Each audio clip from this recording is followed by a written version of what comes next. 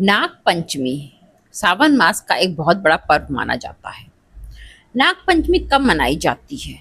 इसके मनाने के पीछे धार्मिक महत्व क्या है और इस दिन कौन कौन से उपाय आपको अवश्य करना चाहिए, इस वीडियो में हम यही जानेंगे। चलिए सर्वप्रथम जानते हैं मनाई कब जाती है। सावन मास में शुक्ल पक्ष की पंचमी तिथि को नाग पंचमी का पर्व मनाया जाता है। इसके पीछे पौराणिक कथा क्या है?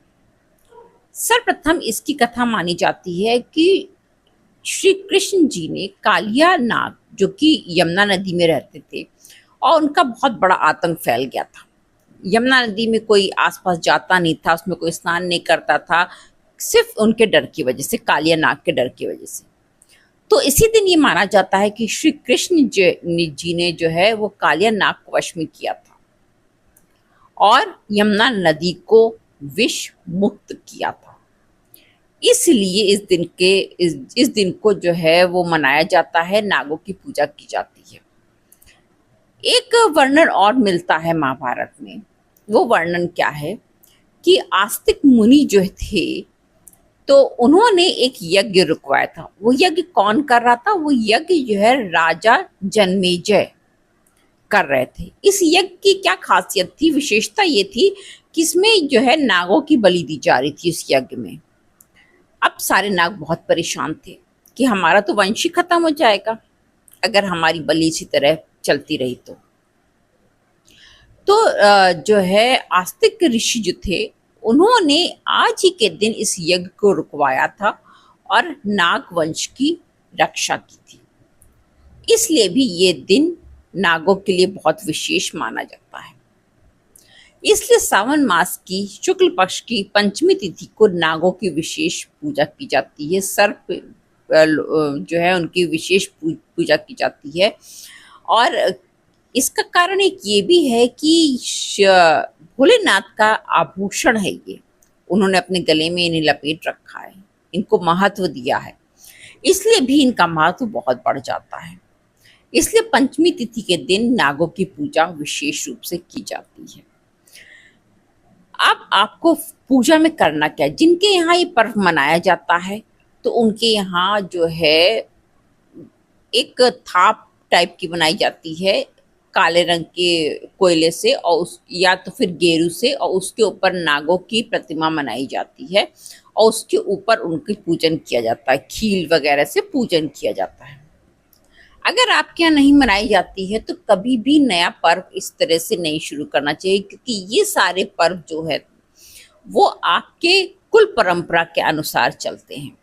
इसलिए अपने मन से अगर नहीं होता है तो करना नहीं चाहिए, और अगर होता है तो छोड़ना नहीं चाहिए, नहीं तो आप पितृदोष के भागी हो जाएंगे।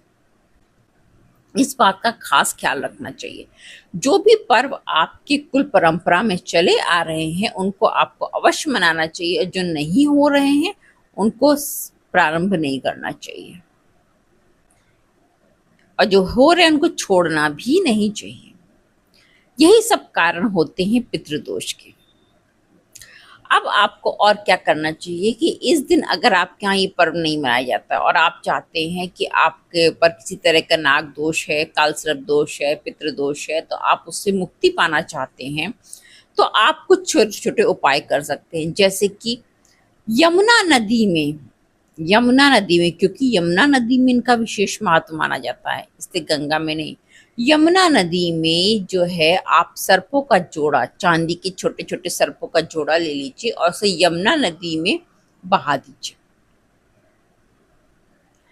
आप इस दिन सर्प, जो भी सपेरे लोग निकलते हैं सांप लेकर के, उनको दूध अवश्य पिलाइए और उनको कुछ ना कुछ दान दक्षिणा अवश्य कर दीजिए। जो शिवलिंग पे पूजा, रुद्राभिषेक या कोई भी अभिषेक करना इस दिन बहुत फलित माना जाता है। और आप कुछ नहीं करें तो खाली जल से अभिषेक करिए और उनके ऊपर जो है चांदी के नाग नागिन रख दीजिए।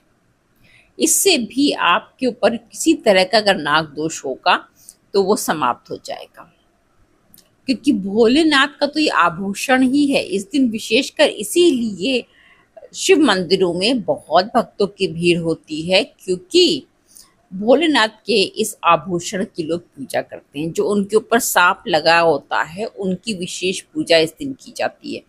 अगर आप कुछ ज़्यादा नहीं कर सकते और आपको ये सौभाग्य प्राप्त हो, तो आज के दिन किसी भी शिव मंदिर में जो नाग लगे होते हैं, तांबे के या पीतल के जो भी नाग लगे होते हैं, उनको जो है वो आप उतारिए और खूब अच्छे से उनको साफ कर दीजिए। उनकी सफाई करके और उन्हें पुनः स्थापित कर दीजिए। फिर उनके ऊपर थोड़ा सा कुछ भी कुमकुम चंदन वगैरह लगा करके और उनकी धूप दीप दिखा करके पूजा कर दीजिए। अगर आपको इस दिन ये मौका मिल जाए, क्योंकि मौका मिलना बहुत मुश्किल है, क्योंकि आज के दिन मंदिरों में इतनी भीड़ होती है कि ये संभव नहीं हो पाता है, परंतु अगर आपको ये सौभाग्य प्राप्त हो जाए, सुबह भोर में मंदिर खुलने के समय आप पहुंच जाएं, या तो फिर दोपहर में मंदिर बंद होने के समय आप पहुंच जाएं और आप ये जो है कार्य कर लें, तो आप ये समझिए आपके बहुत से दोष मिट जाएंगे। आपको इसका लाभ मिलेगा। आपके बहुत से जो भी पूर्व जन्म के कर्म है, कि कर्म प्रधान तो हम होते ही हैं, कर्म बहुत महत्व रखते हैं हमारे जीवन का भाग्य का निर्माण करने के लिए। इसलिए यदि आप जो है ये कार्य करते हैं तो आपके बुरे कर्म नष्ट हो जाएंगे। एक मनुष्य ही ऐसा है जो कर्म प्रधान है। तो कर्म प्रधान है, तो आप अगर अपने कर्मों को सुधारना चाहते हैं ताकि आगे आपका जीवन और आने वाले जीवन अच्छे हों, तो कर्म तो आपको अपने आप से सोच के करना पड़ेगा। हालांकि इस जीवन में जो प्रारब्ध में लिख गया वो तो वैसे ही घटेगा, लेकिन हाँ, उसकी तीव्रता में कुछ कमी आ सकती है और आगे के जन्म आपके अच्छे हो सकते हैं। इसलिए इन सब चीज़ों पे ध्यान देना चाहिए। जो विशेष पर्व पड़ते हैं वो हमें जो है कर्म करने का अवसर प्रदान करते हैं कि हम उसमें कर्म करके अपने भाग्य को बदल सकते हैं, अपने प्रारब्ध को बदल सकते हैं, आने वाले अपने जीवन को बदल सकते हैं। इसलिए इस विशेष मौके को ऐसे मत छोड़िएगा। इस दिन आप भगवान शिव की स्तुति करिए और नागों की स्तुति करिए, उन्हें दूध खीर इत्यादि दीजिए।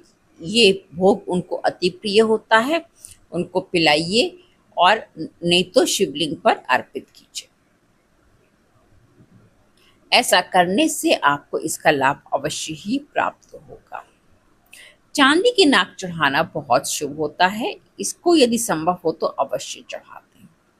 फिर मिलेंगे एक नए वीडियो में एक नए विषय के साथ। हाँ, जो मेरा शो चल रहा है उसके लिए मैं अगली वीडियो बनाऊंगी जिसमें हम 7 चक्रास की बात कर रहे हैं। उनको आप कैसे कंट्रोल कर सकते हैं, उनको कंट्रोल करके आप अपने लिए कैसा अच्छा समय और अच्छा स्वास्थ्य ला सकते हैं। तो मेरे इस शो को देखना मत भूलिएगा। अगला वीडियो उसी पर। नमस्कार दोस्तों।